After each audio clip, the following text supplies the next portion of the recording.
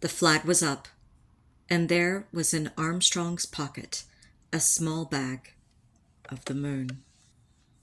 He and Aldrin had already demonstrated that future explorers would be able to work in this alien environment. Anything from now on was frosting on the cake. On Earth, this was the point at which many moonwalk parties started to break up.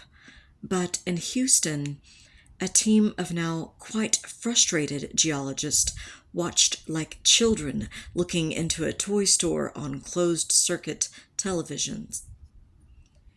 Armstrong would not let them down. He'd been preparing to collect samples when the president called. Now, while Aldrin set about inspecting and photographing Eagle, Armstrong grabbed a long-handled aluminum scoop and began prospecting. There wasn't much time. Armstrong was allowed only about 10 minutes to gather enough rocks and soil to fill one of the 2 aluminum sample containers. The geologists called these bulk samples, and it was intended to be a fairly quick grab. Later, he and Aldrin were to spend time carefully collecting and photographing the so-called documented sample. But Armstrong wasn't at all sure what the rest of the moonwalk would bring, and in case he didn't get a chance for the documented sample, he wanted to select as varied a collection now as he could. Aside from the stiffness of his suit, which fought almost every movement, there was 1/6 G to contend with. No matter how careful he was when he lifted the scoop from the ground, half of the contents went sailing away like pieces of styrofoam. Simply getting the sample over to the LEM was a real challenge. But Armstrong persevered, and after several minutes the box was full. Now the task was to seal the box, which would preserve the samples in a lunar vacuum for passage to Earth. But that proved to be a struggle. And when he finished, the entire bulk sample operation had taken much longer than planned. Roughly an hour was left in the moonwalk, and there was still the work of setting up the 2 scientific experiments. Armstrong realized there would not be nearly enough time for all the exploring he wanted to do. Already, he realized the moon was far more interesting than he'd expected.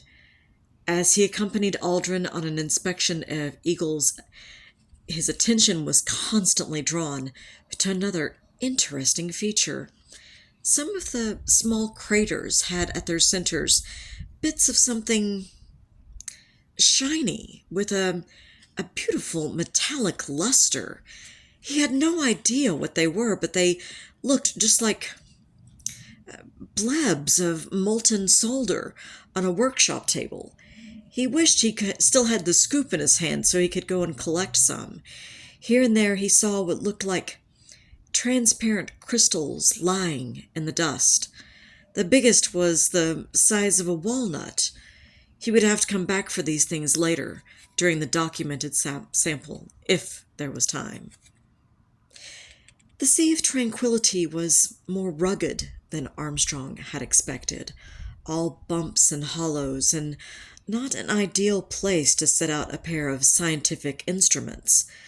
But about 50 feet from Eagle, he and Aldrin managed to find a fairly level spot to deploy a solar-powered seismometer to detect moonquakes, and also an array of prisms that would serve as a reflector for a laser beam from Earth. This would end up helping scientists measure the precise distance from the Earth to the moon. But now, as he and Aldrin finished with the experiments, Bruce McCandless had good news. Mission Control was offering a 15-minute window of an extension. It wasn't much, Armstrong knew, but it would surely help. He'd already abandoned thoughts of inspecting the boulders to the north. Like everything else on the moon, they were farther away than he had thought. So was the giant crater he'd avoided during the descent. He'd fully expected to see its boulder-strewn rim to the east, but it was actually past the horizon.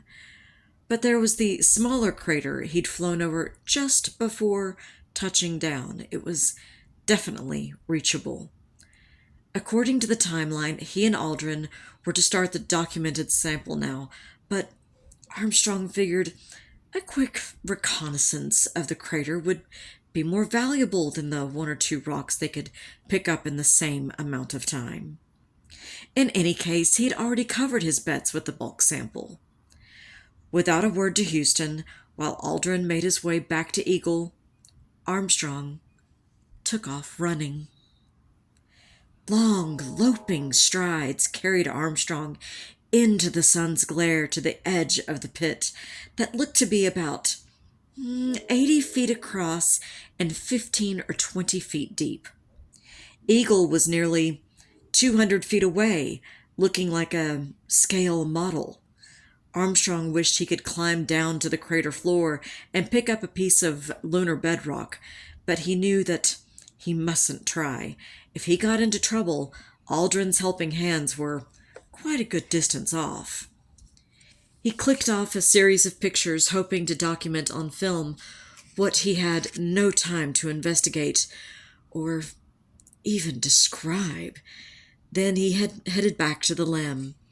Armstrong had been gone for only about 3 minutes, but it was the only real exploring he would have a chance to do. The rest of the moonwalk passed in a rush of activity. There was no time for both men to collaborate on a documented sample. Instead, Mission Control put Aldrin to work hammering a metal tube into the ground to obtain a core sample, a task that proved even more difficult than planting the flag. Meanwhile, Armstrong's scurried about with a pair of long-handled tongs in search of rocks that would best represent this locale of the Sea of Tranquility. He wished he had time to collect some of those mysterious, shiny blebs he had seen earlier, or one of the clear crystals he had spotted in the soil. He couldn't find any of those things now. Even as he worked, Bruce McCandless was telling him to press on. Time was short. Time, Armstrong would later note, was a strange commodity upon the moon. While their mission proceeded with an accuracy of minutes or seconds, he and Aldrin were on a world where a day lasts a month, where time seems to crawl. Looking at this landscape of craters, rocks, and dust, he had that feeling that he was seeing a snapshot of a world in a steady state. That if he had been here 100,000 years ago, or if he returned 1,000,000 years from now, he would see basically the same exact scene. But after 2 hours and 31 minutes, he had barely come to know the place, and yet the knowledge that would emerge made these 2.5 hours precious beyond measure. With a loud and welcome noise, oxygen rushed into Eagle's cabin. If the dire predictions about lunar dust catching fire when exposed to oxygen were true, Armstrong wryly mused, then his whole suit was going to burst into flames because he was covered with it. Neither man was surprised when nothing happened. But when they took off their helmets, they immediately noticed a pungent odor that reminded Armstrong of wet ashes in a fireplace, and to Aldrin smelled just like gunpowder? Yes, moon dust smells like gunpowder.